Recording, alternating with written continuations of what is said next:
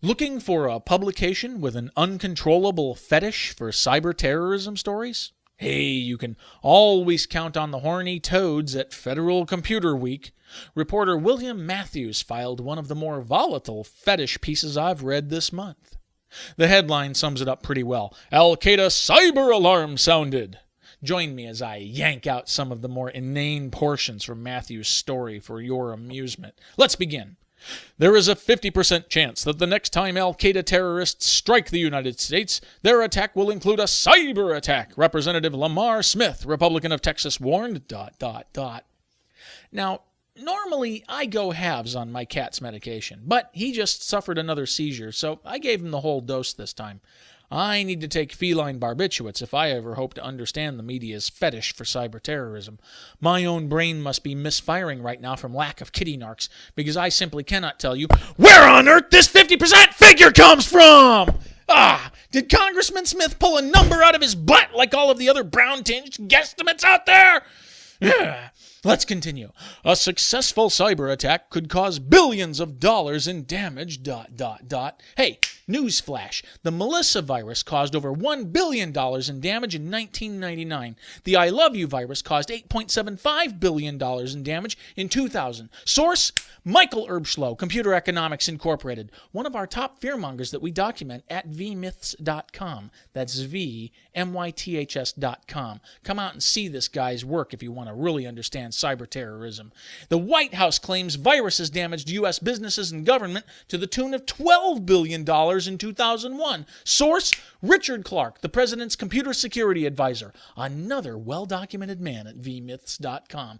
I fail to see why we should fear a billion-dollar Al-Qaeda computer virus when you've got all these other viruses running around and we don't even care. Page 2.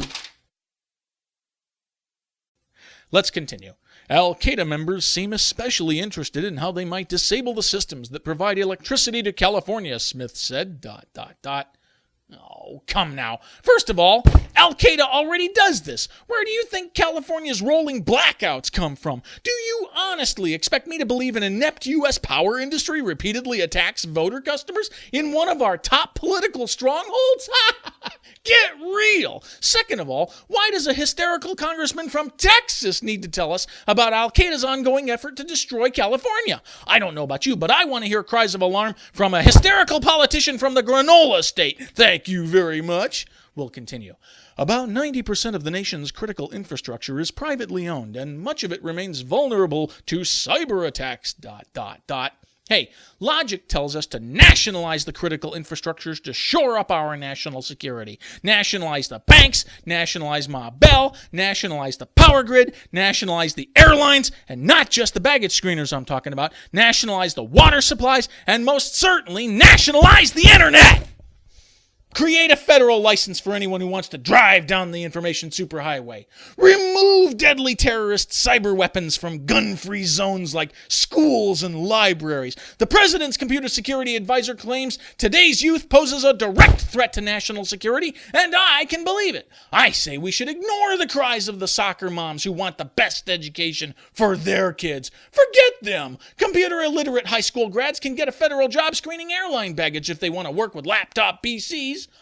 And speaking of battery-powered carry-on luggage, we need to remove cyber weapons from everyone in coach, not to mention those snotty terrorists in first class who crunched SETI data so dangerously close to a high-tech cockpit. Ignore the cries of the white collars, I say. I don't want a fuselage to plummet from the sky just because some silk tie freak wanted to watch a pirated DVD movie while flying to Albuquerque on company time.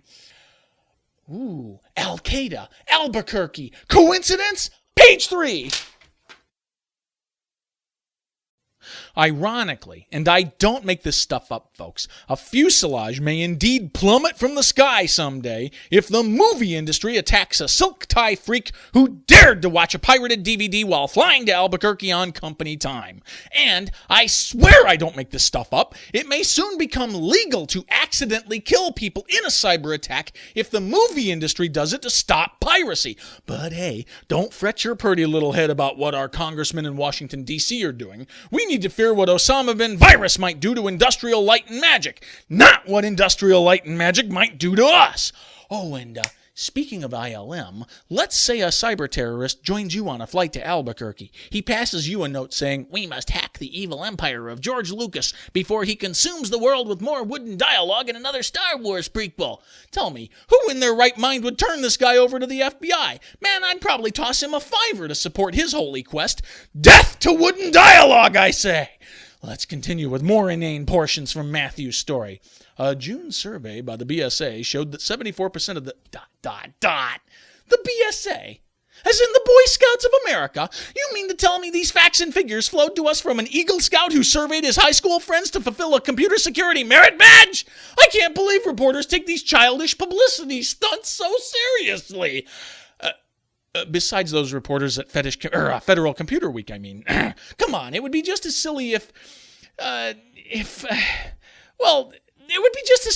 Business Software Alliance published a cyber terrorism survey. Oh, after all, what on earth does the Business Software Alliance know about Al-Qaeda? Page 4. Let's continue. 59% of those surveyed said they expect a major cyber attack, ... Oh, here's a clue. Round up those 59% and ship them off to prison as accomplices before the fact. Duh. I smell a massive pile of false authority syndrome here, folks. Why should I believe 59% of respondents know enough about Al-Qaeda to predict the strategy of their next attack? How did so many IT dweebs acquire so much counter-cyber terror experience in less than a year? And where were these 59% in early September when we needed their prescient Al-Qaeda theories? Didn't those same 59% predict a global Y2K meltdown augmented by the predicted release of 200,000 Y2K viruses? Oh, let's continue. Call for the creation of a cybersecurity agency within the Homeland Security Department, ... Oh yeah, and I hope the president puts his computer security advisor in charge of it. Oh, I can't wait for more thousands of Americans to die on Richard Clarke's watch. Remember, he was the counterterrorism expert before Bush demoted him to the cyber terrorism expert. That was after 9/11. Before 9/11, he'd simply risen beyond his Peter principle. But this time, I want all of the victims to die at the hands of a deadly cyber terrorist. I can't wait to erect a huge keyboard monument to commemorate all the victims of the coming tragedy. And hey, if Al-Qaeda launches their cyber attack soon enough, Senator Charles Digital Armageddon Schumer, a Democrat of New York, can propose to erect a cyber monument on an unused parcel of land in his own district. You may know that parcel of land. It's where the World Trade Center used to stand. Page 5.